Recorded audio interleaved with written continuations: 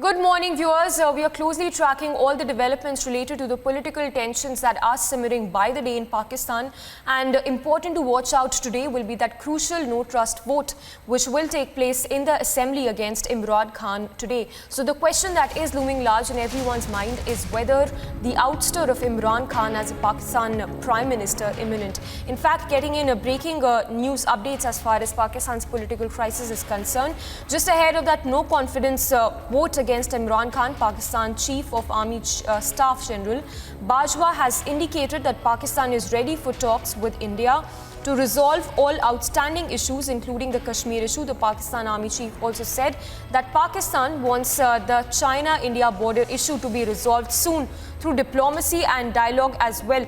My colleague Gursimran is joining us live with all the latest. Gursimran, good morning. We will be closely watching out for that crucial no-trust vote which will take place today. But another significant aspect now coming to light is that the Pakistan Army now saying that it is ready for talks with India and also saying that they want the resolution in terms of the friction points in the LAC. So just one question, important aspect that I'd like to mention here and I would want to know more from you is what kind of support is Pakistan really wanting at this point in time from India right now?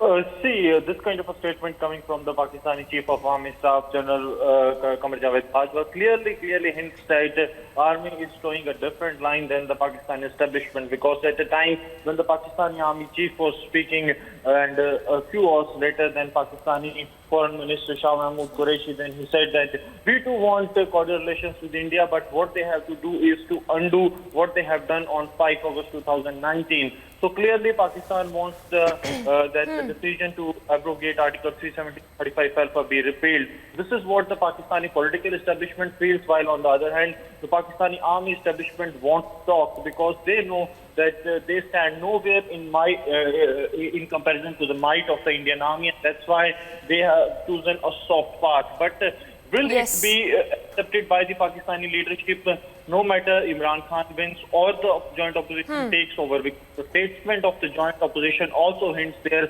hard stand towards the Kashmir issue. That means they don't want... Gursimran, just stay with us. Hold your thoughts there. We are also being joined by Colonel Rohit Dev on the broadcast. Colonel, good morning for joining us on the broadcast. Your first thoughts on the statement now coming in from the Pakistan Army saying that it is ready for talks with India, this in the backdrop of the simmering political tensions in Pakistan.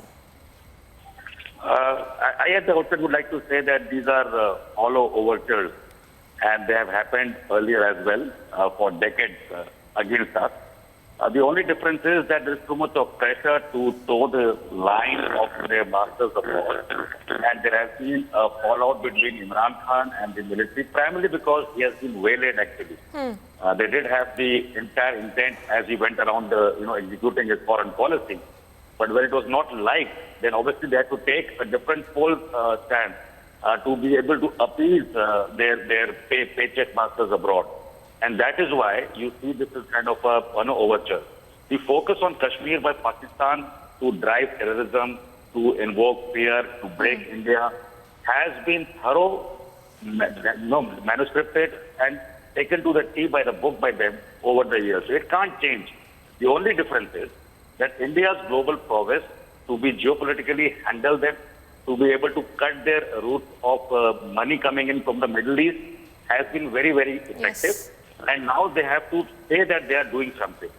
Yes. If they wanted to do something, there are two things to follow. And let me tell you those two things. UNSC resolution, they have not followed.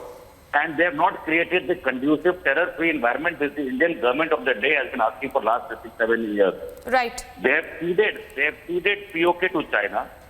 They have blocked India's endeavor to give aid to Afghanistan in humanitarian crisis. Well, absolutely, Colonel. Right. A very important point mentioned by you that the global progress of India is for the world for watch, and that is something that really has triggered Pakistan now, with Pakistan Army General saying that it is ready for talks with India. We will, thanks for getting us all those insights on it, but we are getting more updates as far as